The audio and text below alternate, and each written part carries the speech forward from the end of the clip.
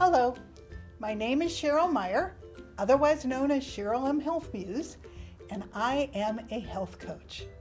I want to welcome you to my podcast, It Feels Good to Feel Good, Future-Proof Your Health. This is a weekly show that will share lifestyle changes that you can make to support your health yourself. Why do I want to share this information with you? 7 years ago, after being a business owner for 20 years, I woke up one morning in horrific pain where every bone and every joint in my body hurt. I went to the doctor. She ran lots of tests, and then she ran some more, and then she ran some more, and finally she called me and announced she was going to give me steroids, but there was absolutely nothing wrong with me and I should seek therapy. I knew something was wrong. I hurt. So she told me I would be on steroids for the rest of my life, and I refused that I was going to have a life of pain and pills. So why was I going to take steroids if there was nothing wrong with me? So I dug in and started researching, and I turned my business over to my staff. I found a functional doctor who confirmed that I had autoimmune disease. By making a series of significant lifestyle changes that I could do for myself, 5 years later, I had returned to relative health. The best part is that I am now 70, and I feel better now than I did when I was 50. I no longer hurt, which is huge. I will always have autoimmune disease, but losing the pain has been amazing. I went back to school at 67 and became a health coach because I want to share everything that I learned with others. And I wrote a book called It Feels Good to Feel Good, Learn to Eliminate Toxins, Reduce Inflammation, and Feel Great Again, as the manual I wished that I had had when I got sick, and my book has won 13 awards.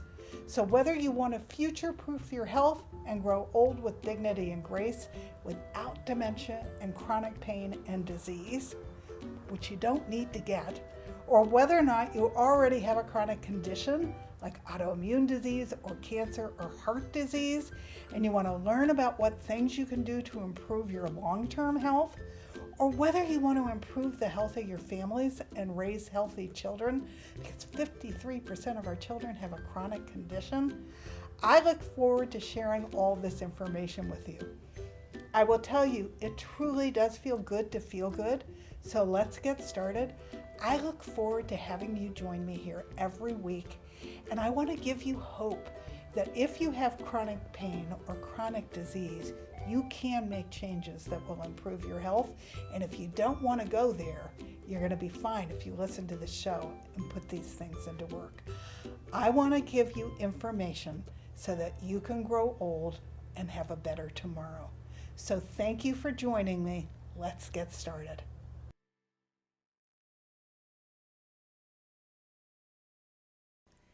Hello, welcome to another edition of It Feels Good to Feel Good, Future-Proof Your Health. This is my third podcast on children, and I'm hoping that you're going to watch all of these because they're all loaded with great information so that we can raise healthy children in the 21st century. We're not doing a very good job of it at the moment. This podcast is going to be on teaching your children where food comes from. Sounds a little silly, but we've gotten so far away from the farm that our children honestly don't know how food is grown anymore. So I'm going to give you some statistics that probably are going to surprise you, but it's really important that you take your child on adventures that teaches them exactly how food is grown. Our children are actually confused as to where the food they're eating is grown. We've lost contact with the origin of our food. 30% of our children don't know that cheese comes from animal milk. And food quality matters. We are what we eat, but the basic problem is we have no idea what we're eating. Big agriculture is not concerned with our health. Big agriculture is concerned with their profits. We're not eating food anymore. Often we're eating food-like substances. Our government is not subsidizing healthy food. They're actually subsidizing unhealthy food, factory farmed food that's done in a massive way, that's sprayed with all kinds of chemicals that aren't good for us and that are causing us illness. So it comes down to you. You are the person who's responsible for understanding where your food is coming from, what you're putting into your body, and it's your responsibility to educate your children about where food comes from and what they're being fed. You have a much better chance to raise children to eat clean, healthy food if they understand what it is, where it comes from, and how it's grown. What we have is actually called agricultural illiteracy, and it's at a depressingly low point, according to a scholarly report in the Journal of Agricultural Education. One grade school respondent, for example, told researchers when they were doing the study, "My mommy told me bread comes from an animal.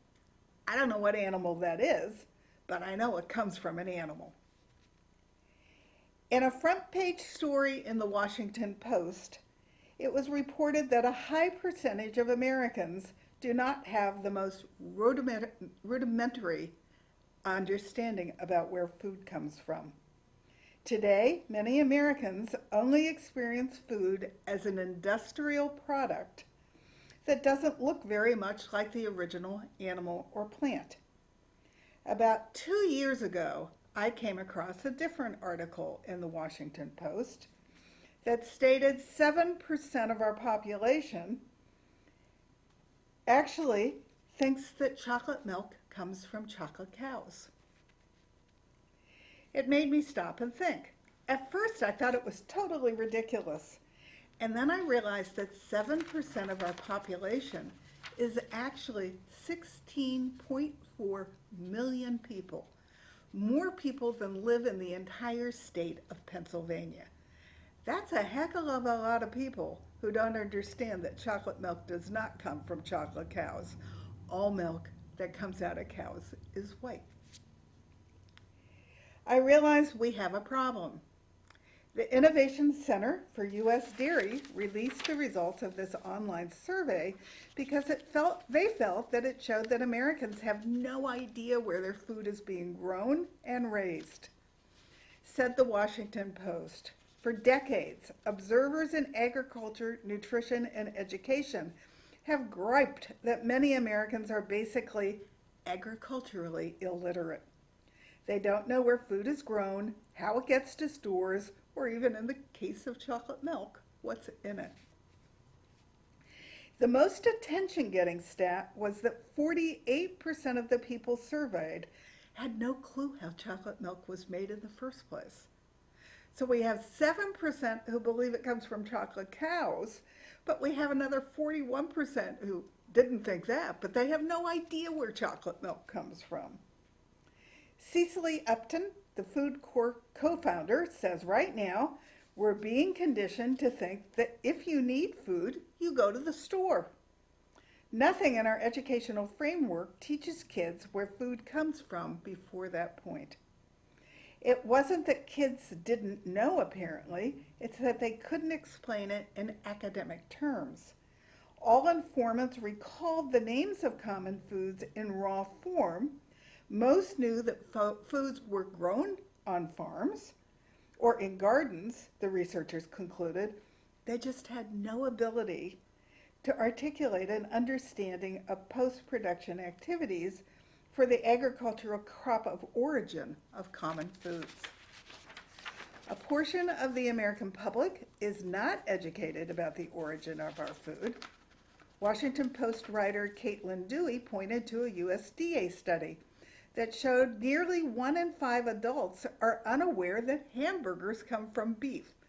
Now, if it's from a fast food place, I think that's a little questionable because a lot of that is actually not from a cow, it's from chemicals. But they didn't even know that hamburger in the first place should come from beef. One astonishing statistic is the U.S. Department of Agriculture found that 12.3% of the people surveyed in Missouri and Indiana thought that hamburger was made from pigs, and 5.9% had no clue what it was made of. Now understand, Kansas is right up on the border of Missouri, and Missouri is the third largest producer of cattle and beef in our country, and they still had no idea that beef is where hamburger comes from. In 2011, a group of elementary children in California had no clue that pickles came from cucumbers. Mind you, California is my home state. That's where I am right now. And we grow more food for the United States than any other. 30% of these same children had no idea that cheese could be made from cow's milk. And remember, California is the state of happy cows.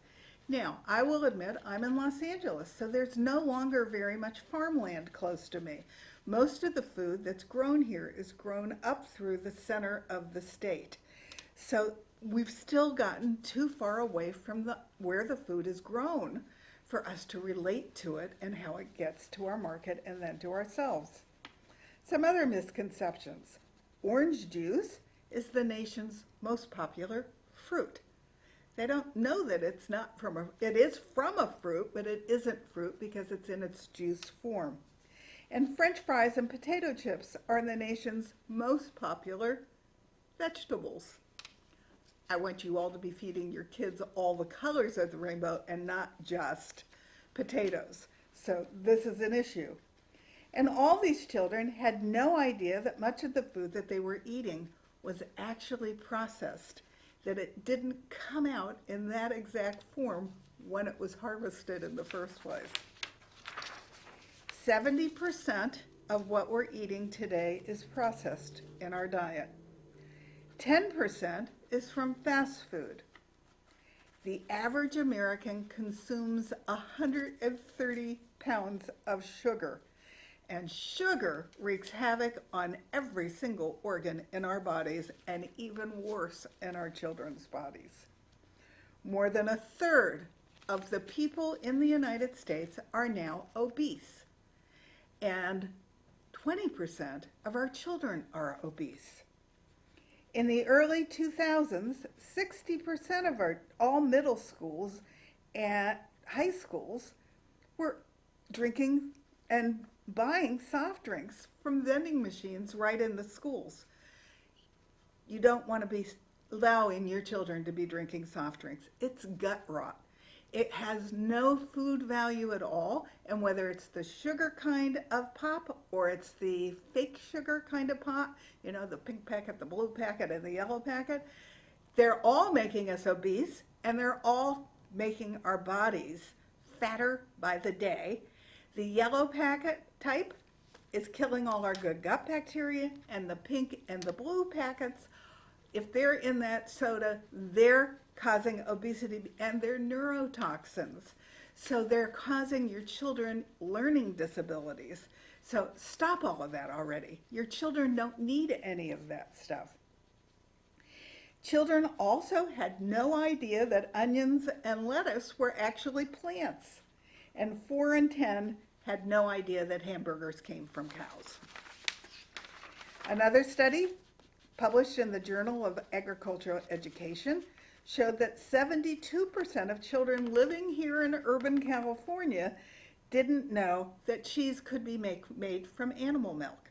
It doesn't have to be made from cow's milk. It can also be made from goat's milk and sheep milk, but they had no idea that's where cheese came from. In 2017, there was a study published in Michigan State University that showed that 48% of Americans rarely or never seek out information about the origin of their food. In other words, it's not just chocolate milk that Americans are confused about. It's all of it. In yet another study, 15% of children believed that cucumbers were grown on trees. They're not. They're grown on plants very close to the ground. This one I love. Society is failing to lay down the foundations for basic food knowledge, and 20% falsely believed that avocados were laid by animals. Really, there's no excuse for that. And as adults, we're responsible. Surely all of you know that avocados grow on trees. They're also grown here in California and also in Florida, different varieties, but it's a wonderful plant that is loaded with omega-3 oils. But it's your responsibility to know where this food comes from so that you can educate your children, because it's not being taught in our schools anymore. In my generation, I learned all of this in our schools, but they're not teaching this anymore. And so it's your responsibility as a parent to learn this and teach this to your children. My husband and I drove out to our rancher in Sedona, where we have a second home, the other day to buy our pastured organic beef. And in our conversation with the rancher, he commented that when his wife passed the nursing test and went out to become a nurse, another one of the students said to her, "Before you were a nurse, what did you do for a living?" And Shannon commented that she was a rancher, that her husband still was a rancher, and that they still raised cows for their meat. And the girl looked at her in shock and said, "I would never buy my meat directly from a ranch. I buy my meat from a grocery store where no animal was harmed for that to come to my home and to be part of my dinner." Where did she think that that animal, where that ground beef came from? It came from the same kind of ranch that Shannon's husband and she had been running. People are not connecting the dots.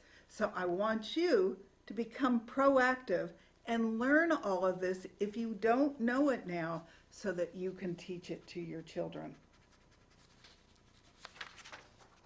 There appeals to be a great deal of confusion just over basic food facts. When I was a kid, we used to go to the farm. We used to go to Amish farms and get our meat. We used to run around with the cows. I used to get manure all over me, which I thought was gross, but I'm really glad that I got out to the Amish farms so that I could see how the animals were treated and how they were pastured, and we could go pick out what produce we wanted to take home for our dinner.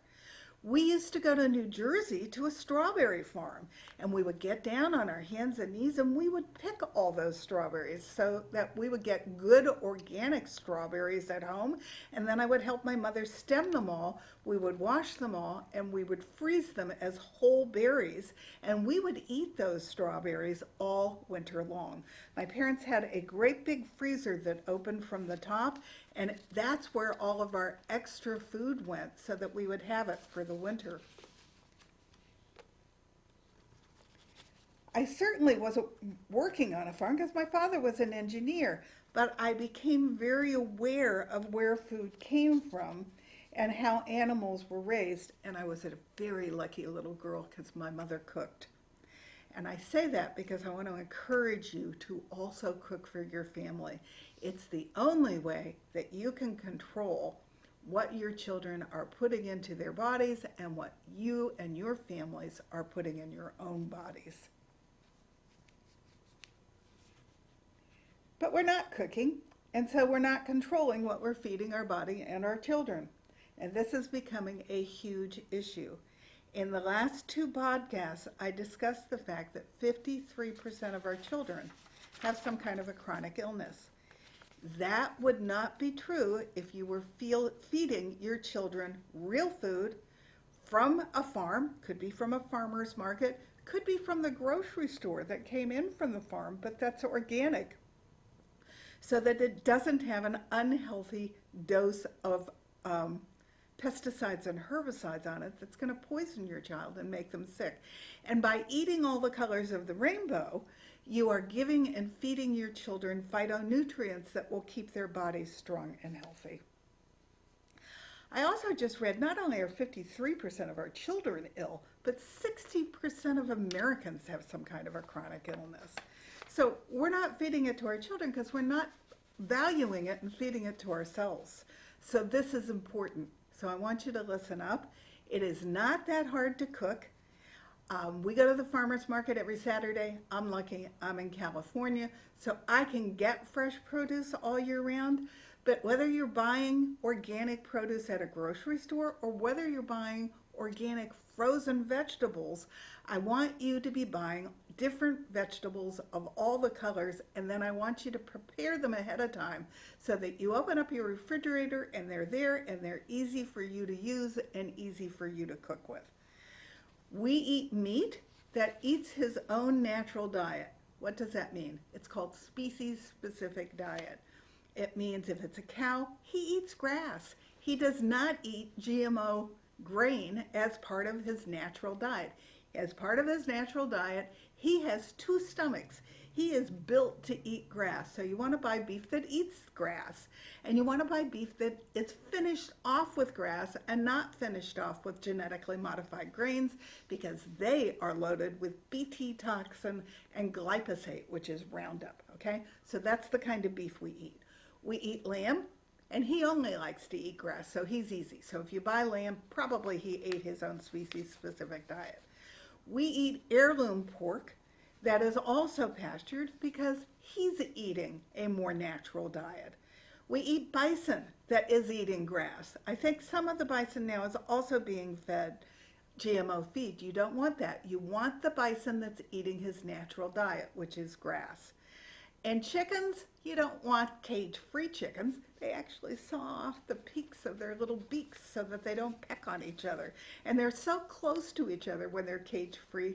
They have tons of their own stress hormones, and all of that is passing on through their meat. You want chickens that live in the field, eat what's in that field. They eat grasses and berries and bugs, and they taste fantastic, and they're eating their own species-specific diet. Now, those chickens will not be as fat, because our chickens are fat because we're giving them all kinds of hormones. You don't want that. You want a chicken that has been out in the field long enough to get fattened on his own natural food, and that's the chicken that you want to be eating. I just did a podcast this morning with a functional practitioner. She commented that when her son was in elementary school, one day they served him chicken with little candy sprinkles all over it. And he was appalled. He had grown up understanding where food came from because they lived on a farm. So he went and found the woman in charge of food in the cafeteria, and he said, "What the heck is this? Why are you putting candy on my chicken?" And she said, "Because most kids won't eat it unless we put those sprinkles on it." He said, "Well, number one, if it was real chicken and it was quality chicken, you wouldn't have to put sprinkles on it." He said, "This is a D quality chicken. If I was giving you D's on my schoolwork, you would flunk me. And frankly, this is a chicken that didn't eat his natural diet, so I don't want to eat him anyway." But if all the kids were eating real chicken that grew up eating what he's supposed to eat, he would taste better, and they'd all want to eat him without the candy, and the candy's bad for them. So the mother got called in to talk to them because they felt that her son was being a smartass, when in reality, her son was trying to educate them because he understood that food quality mattered.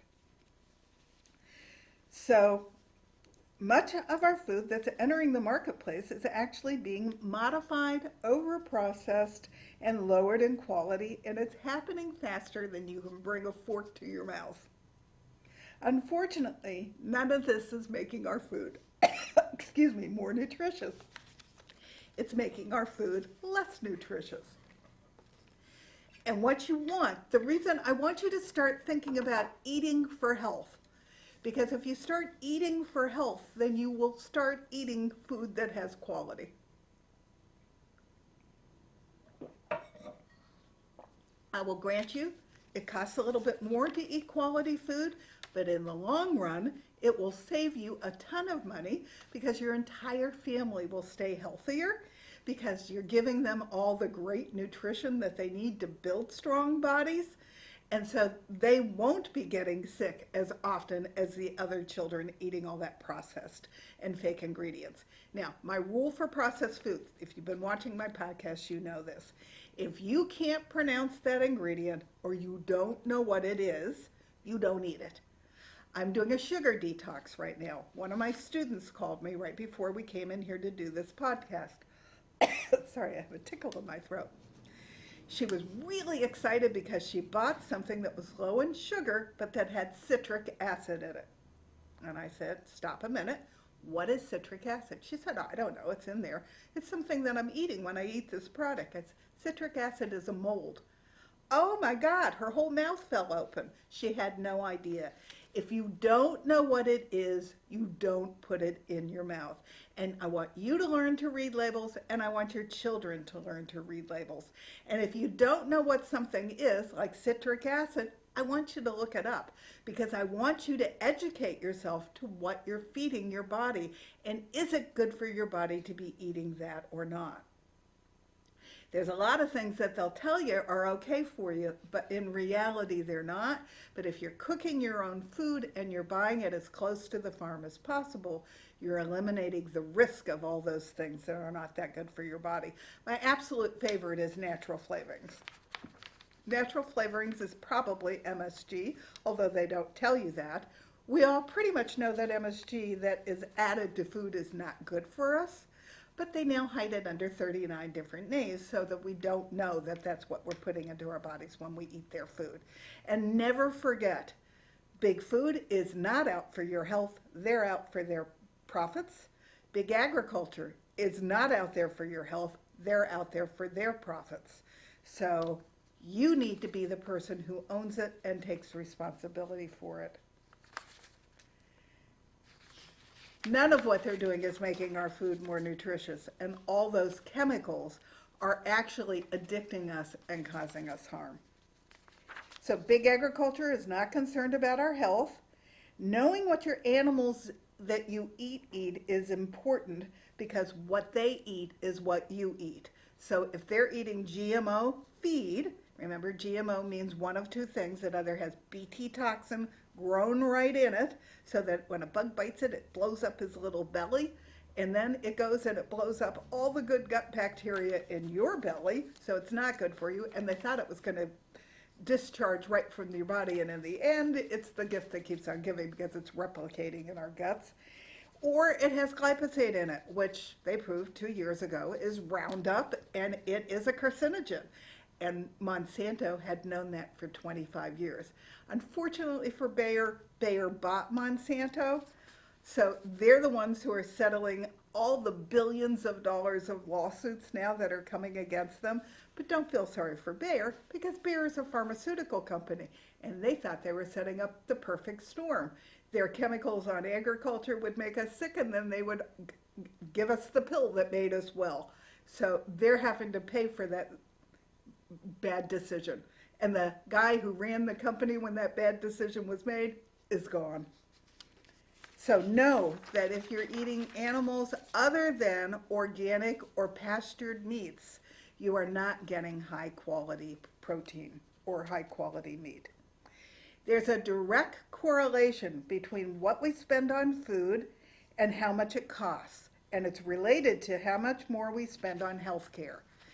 If we would clean up how we eat, and if we would eat more nutrition in our foods, we would significantly lower our health care costs, and we wouldn't be breaking the bank, so that we could actually get decent insurance that would cover us.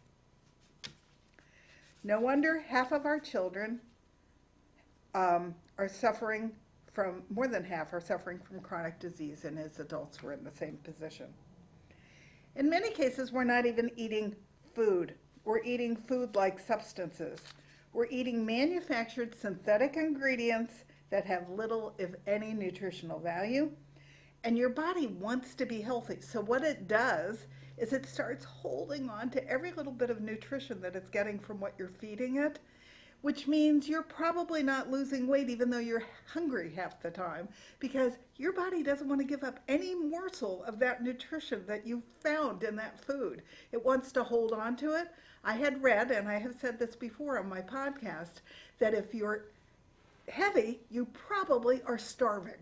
That made no sense to me. How could I be starving if I was heavy? Well, it's because I wasn't giving my body any nutrition.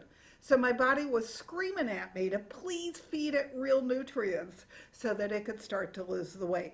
And as a result, today, Without dieting, I am 60 pounds lighter. Now, I am still a work in progress, but I'm not dieting. I'm just eating real food and my body's balancing out and dropping the weight. So if you are having a hard time losing weight, eat real food. Your body will start to balance out as well. And if you want to lose weight, it has nothing to do with willpower if you're not. It has to do with the fact that you're addicted to the sugar and the chemicals in all that processed and fast food that you're eating. And I don't care if it's frozen processed food or if it's restaurant processed food. Restaurants are actually buying their food in little baggies and arranging them on the plate. All of it is loaded with chemicals that is stopping you from dropping the weight. So don't let anyone tell you that you need more willpower. What you need to do is detox off all that stuff. And I do a sugar detox quarterly now. So if you want to come join me, go to my website and look it up, or write to me at CherylMHealthMuse@gmail.com and we'll get you all the information for the next time I'm doing it. It's the same thing as with computers. Garbage in, garbage out. If you're not eating quality ingredients, your body cannot rebuild its cells. And we've talked about the fact that every cell in your body has a shelf life. So your body is rebuilding constantly. And you've got to give it good nutrition so that it's got fabulous building supplies to build from. I alluded to this earlier. Our government is not subsidizing healthy food. Frankly, they're subsidizing unhealthy food. You're responsible to understand where our food's coming from. And most of conventional farming is subsidized by our government, which means they're subsidizing all those chemicals to be sprayed all over our food. And it's not just glyphosate. There's a whole bunch of them. And it's corrupting our food system on a multitude of levels. Not only is it on the food, which never gets washed off and goes right into the processed foods, but it's going down to our groundwaters, which means it's going into our water systems. It's going out to our rivers and our lakes and then down to our ocean. And it's killing real things all the way along its path. So it's important that you understand our government is playing a role in all of that, and they're subsidizing conventional farming so that it can be as cheap as possible. So I never want to hear anybody say again, why is organic food so expensive? Because the correct question is, why is conventional and processed and fast food so cheap? You have to pay more to get quality, and they're not subsidizing quality, so they're not helping us eat healthier, so they're keeping us sick. Obesity is a big business, and they're keeping us sick on purpose. The Partnership for a Healthier America, the PHA, works for organizations that eliminate the problem of childhood obesity and complements the Let's Move initiative, which was started by First Lady Michelle Obama. Getting children to consume a healthier diet is not easy, but I'm going to give you 10 suggestions how to do that. It's important that you explain to your children why food quality matters and that you feed your children and eat around a table with them so that they see you eating real food, because as my husband says, children are little pitchers. Whatever you pour into their little brains is what they're going to then mimic and do as they grow older in life. So number one, you need to be the example, and you need to be eating right in front of your children with your children as many meals as possible. So set the example. Number two, make food a family affair. Children are more likely to eat meals which they have contributed to in some way. So have your child cook with you. Have them prepare the vegetables with you. Have them shop at the farmer's market with you. Have them help you make the weekly meal plan, and let them make some suggestions of what they'd like to have in the meal plan. Have them help you wash the vegetables for a salad, and even cook some of the meal depending upon the child's age. Substitute healthier choices for old foods. Replace regular fries with sweet potatoes. I like to make sweet potato fries by cutting them really thin, shaking them in a bag with ghee, which is butter without the milk solids because I'm sensitive to butter. I add a little sea salt and maybe even a little herbs of some sort, and then I lay them out on parchment paper on a cookie sheet, and I cook them at 400 and I turn them over so they get nice and crunchy. That is so much more nutritious for your child than some fake potato that has come out of a bag that's loaded with chemicals. And there's an ad currently on TV where they're actually bribing their child to eat something by giving them a bunch of those icky chemical loaded French fries. Do not bribe your children, and certainly do not bribe them with chemicals. Help your children learn to eat healthy by doing healthy alternatives. Other things you can do, you make your own hummus. It's easy, and then you know what went into it. You can make your own salsa. You can make your own chutney instead of high-fat sauces. Serve high-fat yogurt. You want full-fat yogurt. You don't want low-fat. The dairy's getting the best part of that yogurt if you're doing that. But you can use yogurt, full-fat yogurt. You want to substitute fruit or dark chocolate instead of rich desserts. There are things that you can do that will make the child not feel deprived at all. And we're going to talk about another way where you're not going to deprive your child, because you're going to take them on adventures, and it's going to become an experience that's going to go with them for the rest of their life. Okay, the first experience that I want you to give to your child is I want you to plant a garden with them.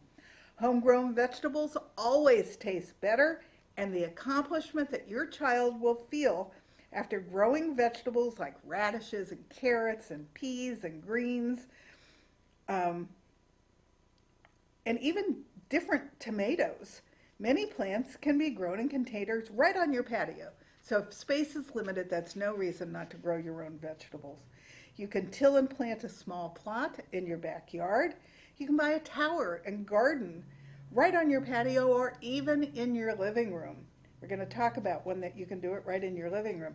You can grow herbs in your windowsill. Let your children have the joy of planting seeds and then watching the fruits of their labor pop up above the surface of the earth. They'll be thrilled to eat food that they had a part in growing. It's hard to imagine where food comes from unless you've been digging in the trenches, and it's really good for you to let your kids dig in dirt and play in dirt and get dirt on their hands. There are microbes in the dirt that are actually really good for your children's health. So watching living things grow into full-fledged plants that kids can pick and eat is exhilarating. So I don't want you to deny your child of that experience. They won't be denied because you'll be teaching them to grow their own quality food. Here's some fun, easy projects you can do to get them started. You can do kitchen scrap gardening. I'm sure you know that you can grow something from an avocado seed by sticking toothpicks in it and putting the bottom of the avocado seed in some water in a glass and putting it in your windowsill. It'll actually start to grow a little avocado tree. But did you know you can do scrap gardening with other things? You can take the seeds of citrus and plant them, and yep, they will grow. Have to have a little more patience for that one, but they will grow. You can take a 1-inch piece of carrot, leave the little bit of the green on the top, and put it into water or onto pebbles that have water underneath them, and it will grow roots, and then it will grow. You can also do that with a scooped out pineapple, again on pebbles until it starts to root. You can do this with romaine lettuce or other kinds of romaine, or lettuce that's like romaine that has the knot at the bottom. Cut it off about 2 inches above that and put it into water and watch the roots come out, and then you'll start to grow more lettuce. You can do it with basil and fennel and cilantro and parsley and onions and more. And what a fun project to do with your child. You can also do it with celery. Buy organic celery, cut it off at the stem, leave about 2 inches at the bottom of the celery, use the rest of it for an after-school snack, and place the celery bottom in water. You can then give it a couple of days. It will start to grow roots, and then you can take it outdoors and let your child plant it in dirt. Again, they're getting their hands into dirt, they're loving it, and it will start to grow roots, and then it will start to grow a new top. You could also plant it in a container on your patio. I I have pictures of all of this, which we'll put right over me talking when we produce this. You can take garlic cloves and plant those in a little dirt. Take the skin off and then plant them. This will take, again, a little bit of patience, but you're going to start getting long spears like chives, and then you can cut those off to flavor your salads and flavor your cooking. And the garden that you can actually use right in your living room is from Juice Plus. It's called tower gardening. Now, I know that Juice Plus sells this, and you can plant it and put the fixings in your salads at any time of year. Some people actually are doing it right from their inside living room. Although I would prefer that you eat real fruits and vegetables and not use the powdered Juice Plus. There's nothing wrong if you want to drink Juice Plus. It gives you lots of natural vitamins and nutrition, but just don't use it instead of eating real life food. So make sure you're still eating all the colors of the rainbow, but yes, you can drink Juice Plus and it's quite delicious. I love the concept of their tower because it's a great way to grow vegetables with your children. There are also inexpensive greenhouses available that might work, and during the warmer times of the year, depending upon where you live, you could actually do real backyard gardening with your child or join a community garden. The advantage of the tower garden is it takes no dirt, it takes 90% less water, 90% less space, and you have a 100% success record with it, which is pretty cool. Take a cannon mason jar and put a little pot with some plants in it right on the lid, and then screw the jar over it, and you have a little mini terrarium. Voila. Grow herbs, as I said before, in the windowsill of your kitchen. And then allow your children to make an herb vinaigrette and herb butters with the new growth. One of the things that farming will do is teach your children responsibility. Anything that's raised or grown, if they're doing it, depends upon the farmer. So they would be the little farmer, so they will learn the responsibility of daily caring for their plants, which is essential for producing a quality, healthy, and delicious product. Feeding and watering, cleaning and grooming, building, building and fixing are daily tasks to take place on any farm, whether it's in your backyard, on your patio, or in the living room. Kids who farm learn how important their role is in the production of the food that feeds them, their families, and their friends. And can you imagine how excited a child would be to invite his little friends over to eat vegetables that he has grown? Farming teaches children how to care for animals. So if you're in an area that has a 4-H, have your child adopt an animal and raise him, because that will give him a totally new perspective on where food comes from. Now, it will also teach them the cycle of life. And I would have had a hard time with that as a child. I would have loved to have cared for the animal while he was growing, but I probably wouldn't have been very happy when he went off to be butchered to become food. I eat real live food, but I always was a softie when it came to that. But it doesn't hurt your child to understand the cycle of life and to be a part of that process. If you're letting your child farm, no matter where it is, a little plot on your patio or in your living room, it teaches them life skills. It teaches them safety skills. It teaches them to have a greater appreciation for food. It teaches them to have a greater awareness of weather and Mother Nature, especially if you're letting them grow the vegetables outdoors. It teaches your children problem-solving skills. It teaches kids that hard work has sweet rewards. I know that as a child, when I got to grow my own things, I was very excited with the fruits of my labor. So, teaching children how to garden, here's some tips. Start small. Don't start and do your whole backyard as a garden, because they're not going to be able to keep up with it. Start with a little plot and start with a couple of plants, and then watch them and how they enjoy it. And the more they enjoy it, then the next year you can get a little bit bigger and a little bit bigger. Choose plants that they have high interest in. To encourage your child to learn about gardening, let them decide what they want to grow. Cherry tomatoes are a tasty snack and generally produce fruit earlier than larger tomatoes. I tried to grow larger tomatoes, and just when they were ready for me to pick them, the birds got them. So if you have cherry tomatoes, you have more so they won't destroy the entire tomato when they go for them. And so your child will actually get to eat some of the fruits of his labor. Leaf crops such as spinach and lettuce grow quickly and can be harvested more than once over the season.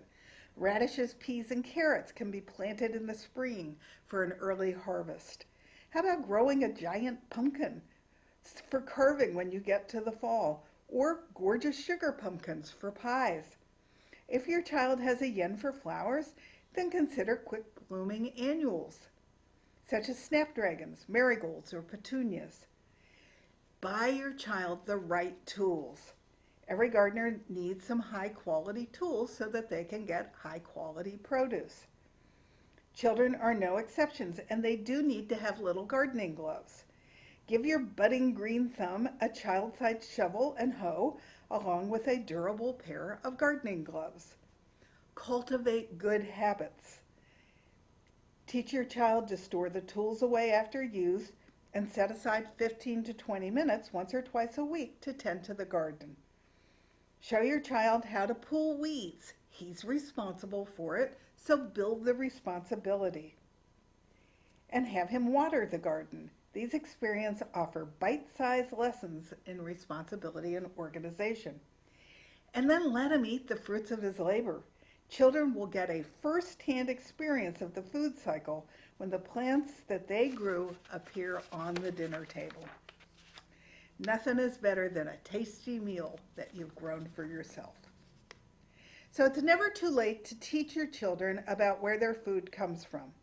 One of the easiest ways is to plant the garden with them, and I'm going to suggest some things that you have them plant that would increase their enjoyment, whether they're gardening in pots or they're doing their own little plot in the backyard. Strawberries. Strawberries grow great in pots, and the plants will spread and multiply substantially from one year to the next. And strawberries are delicious. So if you start to grow strawberries, you'll have even more than next year. And strawberries are number one on the dirty crops.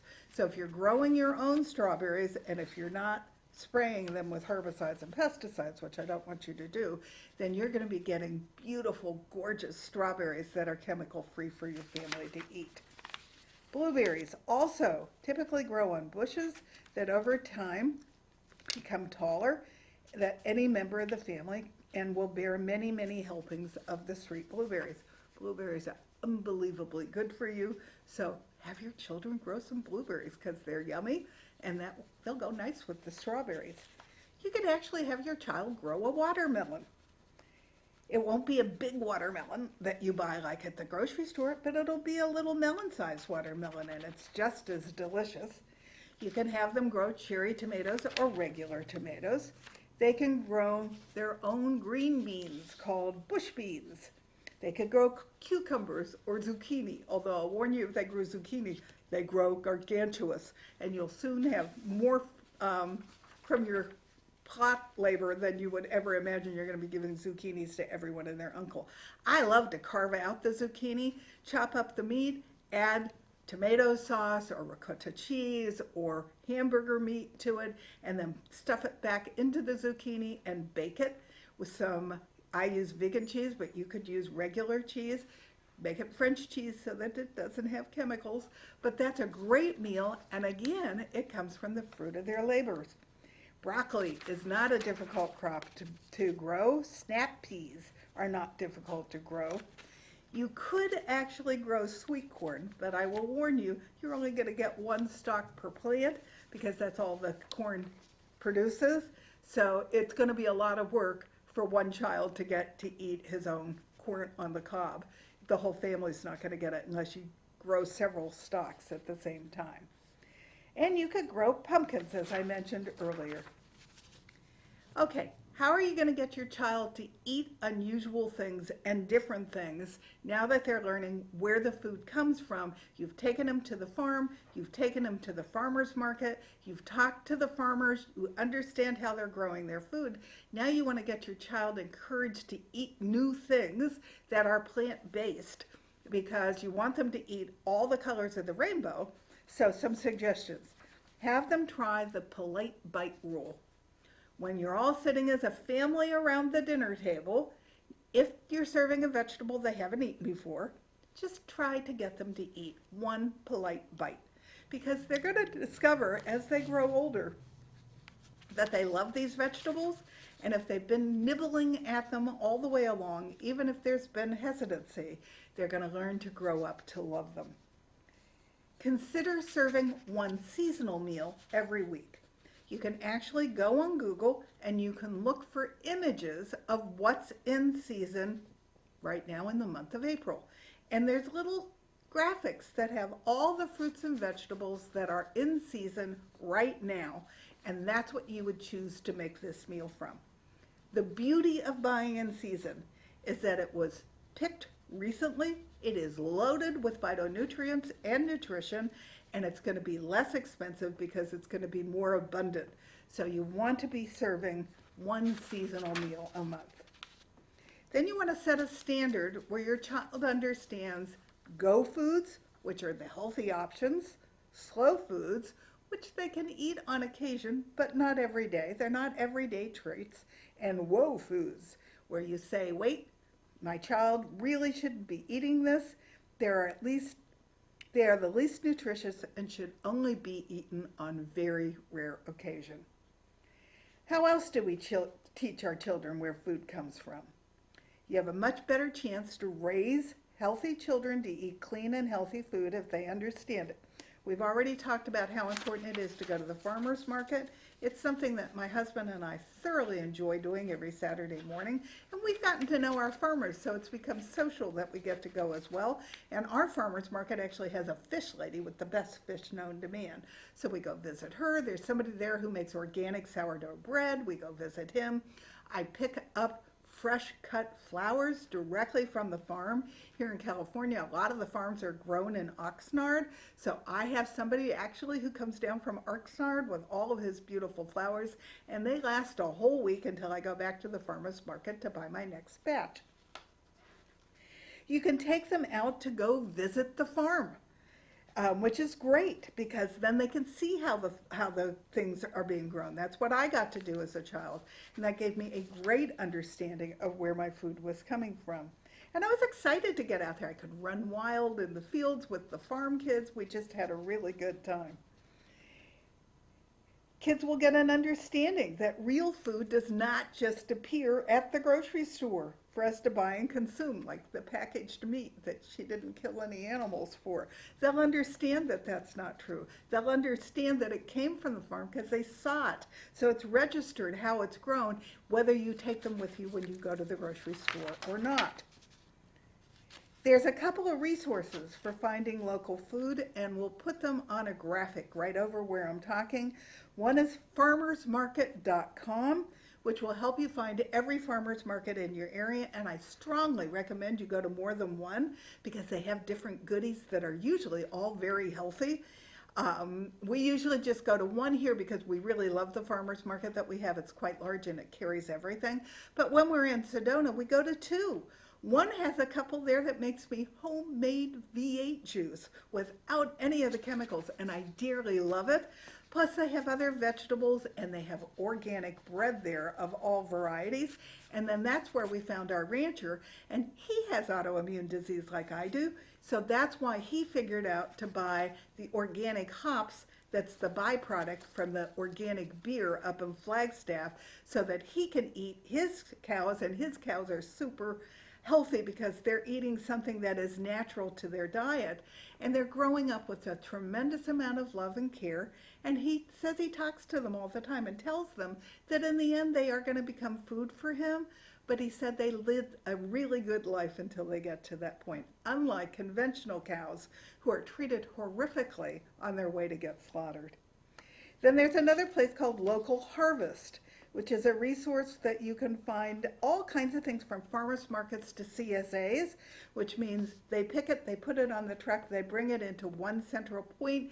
You've already said you're going to buy a CSA of a certain size no matter what they have harvested. So you go pick up your CSA, which is at a much lower price than if you were buying all those vegetables individually from the farmer's market. You can go to the ranch to purchase your meat like we do. Our rancher has the best tasting meat of anybody, and it's at a fraction of the cost that it is at Whole Foods. So it's worth it that we go directly to the rancher to buy our meat. There's another site called Eat Wild, where you can find locally raised pastured meat, poultry, and dairy products. And there's a place called Real Milk. If you're looking for raw milk suppliers in your area, it'll help you find a good source. Now, I understand raw milk is actually illegal to be purchased in some states, so do your research and know if this is available for you or not. We can buy raw milk, and what I'm told is the advantage of raw milk is we haven't taken out any part of the milk, so it's complete. So if we were drinking, I can't have dairy, but if we were drinking dairy, I would want raw milk because it has all of its parts in it that would make it healthy for my body to utilize it. There's another site called Pick Your Own, where it lists all the places where you can actually go with your family and pick. And in California, you can go pick cherries, you can go pick apples, you can go pick pears. So you're getting the kids to go up little ladders and pick the fruit right off the tree. They're putting it into little baskets. They get to take the fruit of their labor home and they get to enjoy it. And what's better than having a multitude of cherries to go home and to enjoy? You can even go pick apricots here in California. Every state grows different things, but there's something that you can take your child to go pick in your area. So go to Pick Your Own and it will tell you what it is.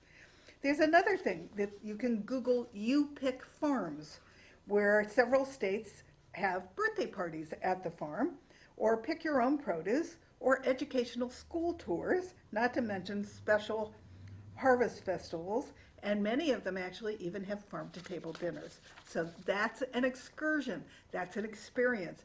Your child is not going to feel deprived eating real food and not eating all that crud because he's going to feel good, his brain is going to be on fire, he's going to have great learning ability, and you're going to be taking him on all of these fantastic trips and experiences so that he knows where his food is coming from and he appreciates it totally differently. Then I want you to start looking for places where you might be able to see cheese get made. The only place I ever saw it was in Tillamook, Oregon, and it was made in great big huge vats. It was fascinating to see it get made, but there might be some place around here that makes homemade or freshly made cheese. And look for places like in Seattle, they have the Seattle Pike Street Market, the public market. In LA, we have the Grand Central Market, which is all produce that came directly in from the farm. So those are fun experience for your child to go on. And take your child on a tour of the area. They're both very ancient, very old buildings that are in areas that have all kinds of history. So let your child go on a little history tour of downtown LA when you take them to the Grand Central Market. And let your child go on a little tour of downtown Seattle. The Pike Street Market is right on the Puget Sound, so it's a wonderful place. So it's tons of fun. And both places have restaurants that serve food from the freshly picked produce that's taken there. When I lived in Seattle, I got to go clamming. So if you go on a vacation, take them to the Northwest, let them go out on the sand. You'll see little bubbles in the sand and you dig like crazy until you get down to the clams, and then you bring them up and you put them in a bucket, and then you take them. We took them to somebody who was a chef who would soak them till they spit out all the sand, and then he would cook all the clams for us. But it's an experience that you want your child to experience. It would make it so much more real in terms of where clams come from and how they're harvested. Take your child fishing with you. It's fun. You buy the worm, you teach them how to put it on the hook, and then you let them put it in the water and wait. patiently until the fish comes along and grabs the worm and you hook them. And so if there's trout in your streams and rivers, take them trout farming.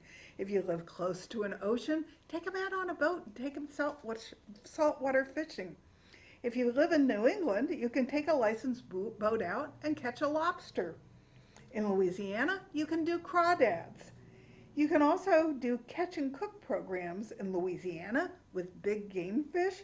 In Seattle, you can catch and cook salmon. In British Columbia, you can catch and cook sturgeon. And wow, sturgeon are really big. So you can imagine how big your child's eyes are going to be that they have a sturgeon that they're going to send out to get cooked, that they're going to get to eat. Okay, I'm going to shift a little bit here. Something that I want you to consider is to, in the spring, allow your child to make mud pies. You can look it up. My husband laughed and said, nobody needs to look up how to make mud pies. But there actually is a website that will teach you how to make a mud pie. And what it suggested is you buy different kinds of soils, and then you let your little ones from 3 to 8 make mud pies out of the different kinds of soils so that they understand how are they different in texture if they're sand versus a really thick kind of clay. Let them get their hands in it. Let them play with the mixture. Let them make them into shapes, or whether it all becomes crumbly if it's sand-based. It's fun, and kids will love playing in the dirt and making the mud pies. And then my last suggestion is, for a birthday party, throw a gardening party. You can make like little carts with different colored vegetables in them and make cucumber wheels. You can make little garden cookies. You can make little ladybugs out of half of a cherry tomato. For the cakes, I want you to take a clay pot, put a bathroom paper cup in it, fill it up with either chia or a non-dairy chocolate pudding, and then make chocolate almond flour cookies and crumble them on top like dirt, and then put a real flower on top, or make a little tiny, put a carrot top on top with the little stem sticking up. Decorations should all be fresh flowers and vegetables. The invitation should be homemade that you make with your child. Cut out pictures of plants, flowers, and gardening tools and seed packets, and give your child a glue stick and paper to make the invitations. Activities would include painting a pot and planting little tiny small plants. They could even plant some large seeds like pumpkin seeds and take them home and explain to them the excitement of waiting for the seed to sprout. For games, there's an actual site called Garden Party Games that you can find all kinds of gardening games. You can read a garden story. So if the kids start getting out of hand and they start getting wild, have them read something like an illustrated children's book like Miss Rumpelus by Barbara Cooney, which tells the story of a woman who, to fulfill her grandfather's directive to make the world a more beautiful place, starts planting lupine seeds everywhere. And beautiful flowers are popping up everywhere she's been. For party favors, go to Oriental Trading. I don't know if you've ever gone to Oriental Trading, but I used to buy prizes when I was a store manager for employees who did special things. They were inexpensive and they were tons of fun.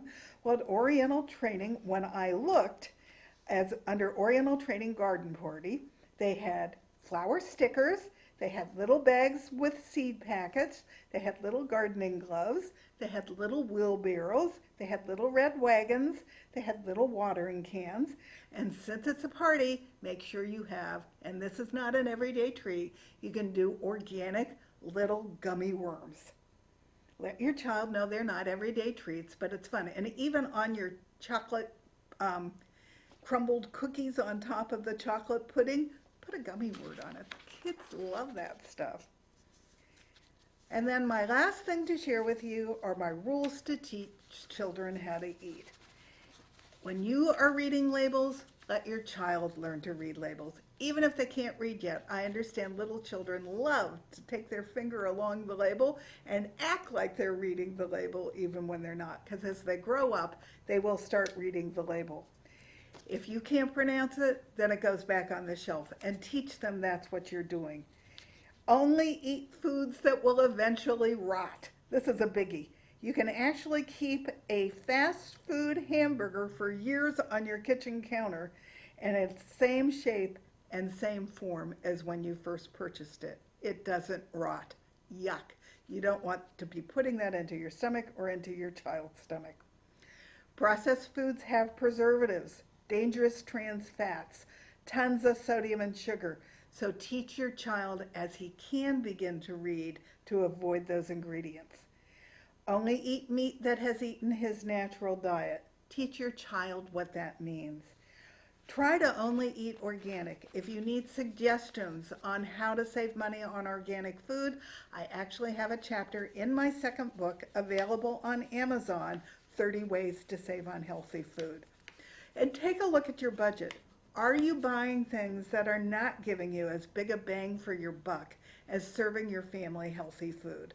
If you're stopping to pick up a coffee every day on your way to work, coffee's a dirty crop. So buy your own organic coffee, make your own coffee, and take it with you in one of those stainless containers that keep it hot all day, and put that money towards organic food. There's all kinds of places you can save money like that. You want to eat all the colors of the rainbow, and you want your child to take a chart and keep track. Did he eat yellow? Did he eat red? Did he eat green? Did he eat blue? Did he eat purple? Because it's important that he eats all of those colors, because each color has a gift for the body, and they work together to build a synergy to build a healthy child. And then finally, you must cook. That's the bottom line. If you're going to control what goes into your child's body, you need to cook. And you need to be eating food that you cooked yourself. I can get a meal on the table within 30 minutes. I go in, I've already washed all my vegetables. I pull out what vegetables I want to cook that day. I already have taken meat out in the morning that I'm going to cook. It's already defrosted, and cha-bing, cha-bang, I can make a simple, uncomplicated dinner that's yummy, that's healthy for everybody in 30 minutes or less. I cannot go pick up fast food that quickly. So if you learn to cook, you'll get a rhythm so that you can cook very quickly, and you will be feeding nutritious food to your children. And I want to tell you one other story. I met with a mother who had brought up her children on organic food. She was a mother who had given birth to a child that popped out with tons of allergies, and we're giving our allergies and our food sensitivities right through the umbilical cord to our babies now. So she was one of those ones who cleaned up after this child was born. So this child was 3. He had only eaten real food, and he went to grandma's house. And grandma started feeding them cookies and things that were processed. And this little 3-year-old looked at grandma and said, "Grammy, we don't eat that." And Grammy said, "Oh, you're at your grandmother's house. You can eat it here." And they said, "No, we don't eat that, Grammy. We eat really good, real food." So the next time they went to visit Grammy, guess what? Grammy served them real food, because she understood how important it was that they had been taught that, and the children were very proud of it. Now that doesn't mean, I did have a mother who brought up her children eating healthy food. They went to a party. One child brought home the Pop Rocks because he didn't know if he could eat them or not, so he wanted to show his mother the ingredients first. The other child ate them. Both were okay, because one meal of eating something that's not so good for them is not going to kill them, so don't get twisty, but continue to teach your children to make healthy choices, because they will very proudly become little super veggie rangers, and they will start to be the influencers of the other children, which is what you want. No matter what, you want your child eating quality food, because then they will be the children that progress quickly in school, that learn quickly in school, that sleep well, and that are healthy, and that are not part of that 54% that have some kind of chronic illness. So it's important. So thank you for listening to me. Teach your children where real food comes from. It is incredibly important. And if you don't know where it all comes from, research it together and then go on little field trips until you all have a really good time learning where real food is grown and how it's grown. Thank you. I hope you will join me again soon, and we'll talk about another subject that's near and dear to my heart.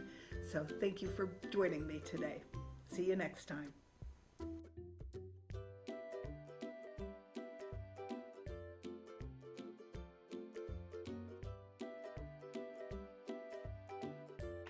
Hello, could I see a show of hands if there's anybody out there like me who's tried to lose weight their whole life and not been successful? So you've tried all the different diets available. You've tried Weight Watcher. You've tried Jenny Craig. You've tried all the New York Times bestsellers. And the last time you did it, you started off great, just like all the other times. And you started losing weight and then all of a sudden you fell off the horse. And before you know it, you're eating fast food and processed food again with all that sugar and you don't even know why. And in the end, you've gained more weight than where you started out. So you now are beating yourself up that you just don't have the willpower to win. If that's you, I want to address the elephant in the room because 9 years ago, I got autoimmune disease and started researching because I didn't want the pain that came with the autoimmune disease, and the added benefit was I lost the weight along the way. So let me tell you what happens. Big Food doesn't want you to win. They've rigged the system. They've put so many chemicals into fast food and processed food that they light up the brain like a pinball machine. It's the same part of the brain that goes off for cocaine and heroin, and you feel great when you eat that food, but it's not making you feel good, and you're starving your body for nutrition because it's loaded with empty calories, so you're getting fat eating that food, and it's not giving your body what you need. And it's turning off all your own feel-good hormones of serotonin and dopamine and even your insulin, which keeps your moods even. But worse than that, there's two little hormones here at the back of your neck called ghrelin and leptin, and they don't work, and they regulate your appetite because all those chemicals have subdued them, so you don't even know when you're full. So what did I learn to do instead? I'm eating the GLAD diet, loaded with all the phytonutrients that my body needs to be healthy and to thrive and to boost my immune system and to ditch the pain. And along the way of eating all this live food, I lost 60 pounds without dieting. You see, I was starving my body for nutrition when I was eating the standard American diet, and now that I'm giving my body all those beautiful phytonutrients, it's not holding on to it anymore, so it's just dropping it automatically. So don't eat the standard American diet. I don't want you to get a standard American disease, and I certainly don't want you to die the standard American death. Instead, start eating the GLAD diet, because by eating all those beautiful phytonutrients, you will be healthier and you will live long and thrive. Thank you.